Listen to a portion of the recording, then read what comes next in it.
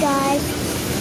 So, samahan niyo ako itapon to. Ayan o. Ayan o. Ang dami. Nalaglag. Wala na tapos sa let's go. Binigyan natin ano. Para dahil pa. Nagpapalok ka na. Ha?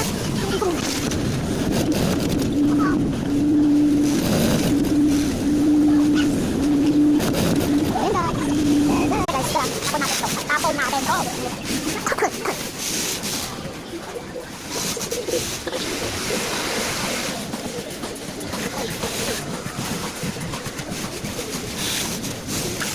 Para ko pwede.